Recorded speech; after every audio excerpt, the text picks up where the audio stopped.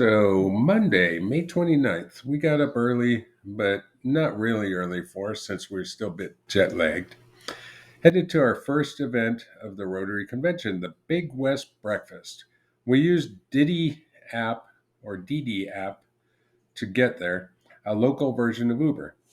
The driver suddenly pulled over to the side of the road and said we were there. We didn't see the cricket grounds anywhere. It looked like we are just on the side of the road. That we were trying to get to the cricket grounds, and he told us just walk right through there across the street and we'd be there. Luckily, that's where we were.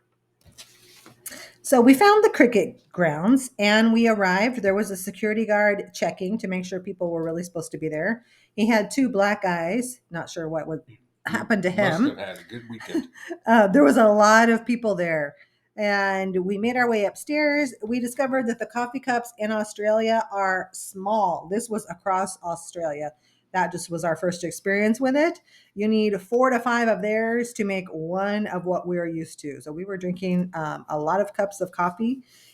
We found a table. We sat with some ladies, and they were from Riverside, from Pasadena, and Salt Lake City. There was Danish and fruit on the table, which was great. Breakfast was served. It was a piece of bread with some runny scrambled eggs, Canadian bacon, mushrooms, spicy chicken sausage, and a mound of slimy cooked spinach. So we left breakfast a few minutes early because we still needed to go and pick up our registration badges back at the convention center, about half an hour away. We called an Uber, but I guess he canceled us as we were trying to find him. Found out later we got charged for that one. Called another Uber and we saw him sitting at a light at an intersection. So we just jumped in so we wouldn't miss him. And this driver was Kumar. His car smelled really bad and it never got better. I wrapped my scarf around my neck and tried to breathe through it. Near the end of our ride, I was admiring a local building, and Troy said, "Put your window down, take a picture." I did, and then rolled it back up. He later said I should have left it down. So we got to the convention hoping we weren't smelling like Kumar as we walked into the convention. We got checked into the convention registration and we watched the general session in a virtual area where there were about maybe 30 or 40 people watching with us.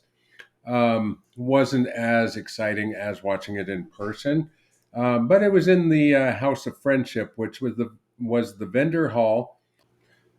So some of the highlights from the general session that we watched in the House of Friendship included a keynote from the Rotary International Secretary, John Huko from Ukraine, a spoken word performance by Nikita Dramani Sam, poet and climate vulnerable forum youth ambassador. She was 12 years old. She did a fantastic job. She was really excited about what she was doing.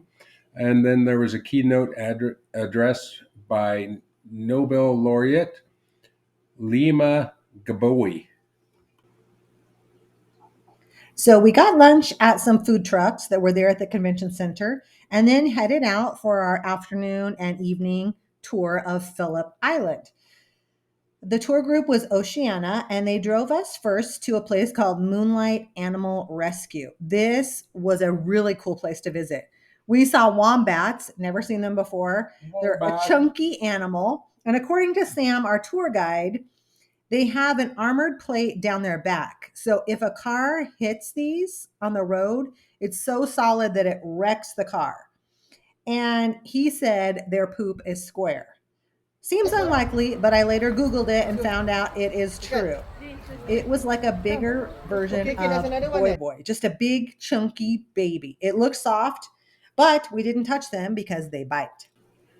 So when we got to the Moonlight Animal Rescue that Robin was just talking about, we also saw a bunch of koalas, and it's illegal to hold those except in 3 of the 5 Australian states.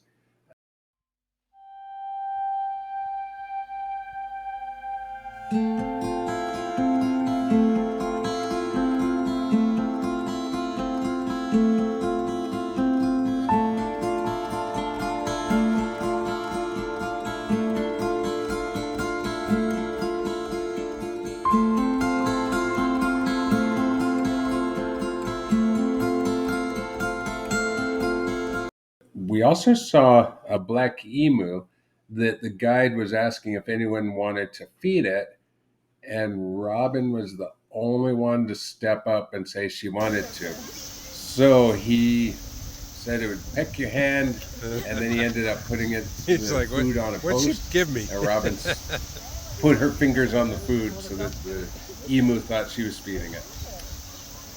That was it.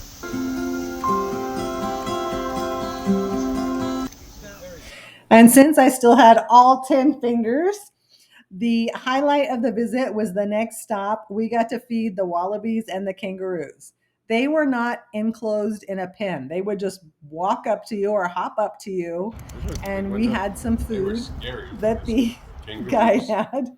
They nibbled gently. They were soft. They were sweet. It was so much fun. Of everything on our entire Australian trip, this was by far my favorite thing. He's of like, all "Who's the got it? amazing I hear you adventures that smiling." we had while we were there. He says, "Who's got the food?" She's got the food over there. Over there. Yeah, she's got it.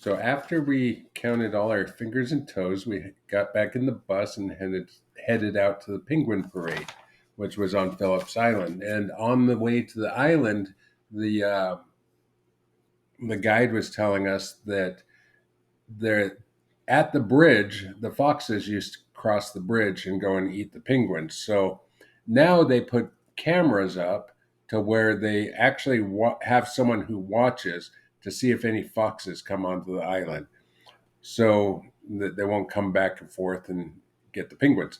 Once we arrived at the penguin parade viewing area, I was really glad that Robin had purchased the premium viewing seats. We were really close to the penguins as they were coming up out of the ocean. There were 4,000 that go out and feed during the day and then come back at night. And we got to see them come in at dusk to go to their home, which are burrows in the hills. And by the time they got up there, it was pitch black, but you could hear them with their little penguin noises. What were those noises, honey? Beep, beep, beep. No, they were like, caw, caw, caw.